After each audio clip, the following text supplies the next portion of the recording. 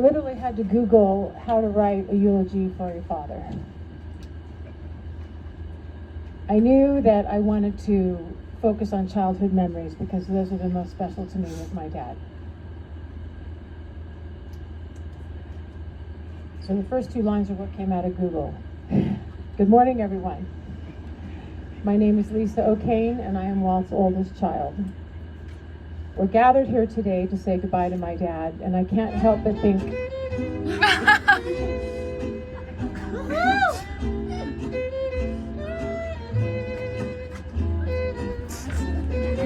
I want you to sing it, Lisa.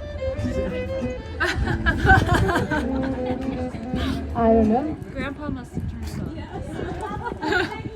Perfect timing. Testing 1, 2. Okay. Okay, Lisa. Thanks, Dad, but that wasn't Glenn Campbell.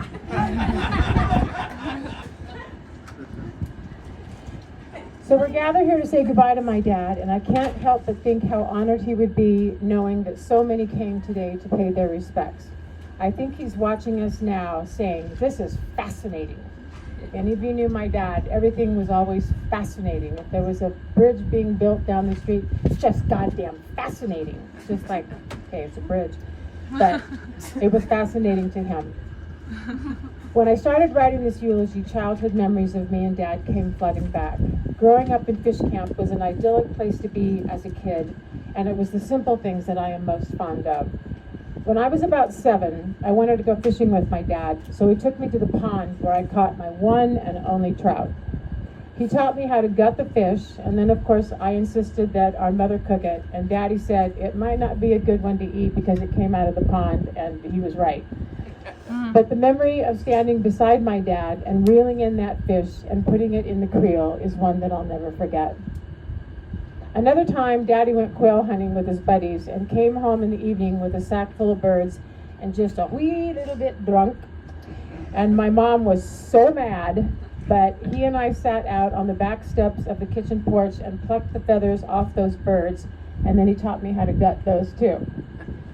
I do believe that's where I began to acquire my amazing knife skills in the kitchen and a lifelong fascination with blood and guts. I am not a squeamish woman.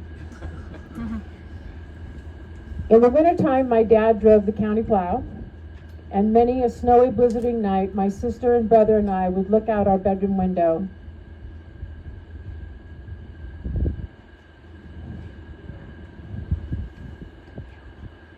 and see the huge orange plow coming around the bend with the bright white spotlight and the snow cascading ever so silently over the tall trees as he plowed.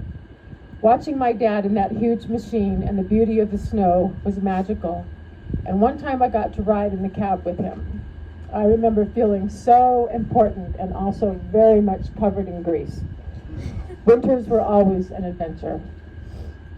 As I grew older, on my 14th or 15th birthday, I got a yellow Schwinn Continental 10-speed bike, and I would ride my bike into Wawona and take Dad his lunch to whatever job site he was working on. Little did he know that my ulterior motive was to catch a glimpse and flirt with the young male apprentices that he always hired for the summer.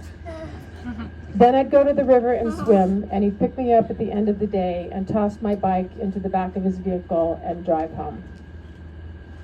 Dad was hardworking, dependable, and a consummate perfectionist when it came to his work.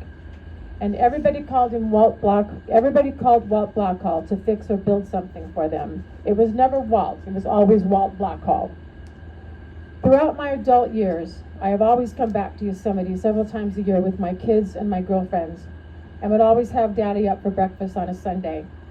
And every time he would say, "This is the best goddamn breakfast I've ever had."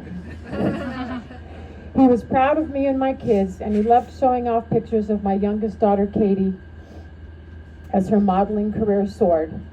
I am sure some of you have seen them, because he passed them all around town. In recent years, he thanked me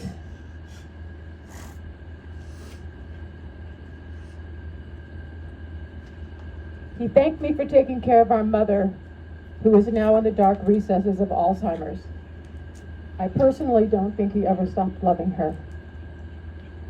I'm so grateful that I got to spend 3 weeks with my dad before he died. He told me that he knew his time was up, and we had some great talks during that time. I had a feeling that when I hugged my dad goodbye as I left to go home to Los Angeles, that it would be the last time that I hugged him. The mountains will never be the same again without Walt Blackhall driving around, visiting everyone, and McDonald's will surely lose money without the daily breakfast. When I come to the end of the road and the sun has set for me, I want no rights in a gloom-filled room. Why cry for a soul set free? Miss me a little, but not for long, and not with your head bowed low. Remember the love that once we shared. Miss me, and now let me go. Thank you.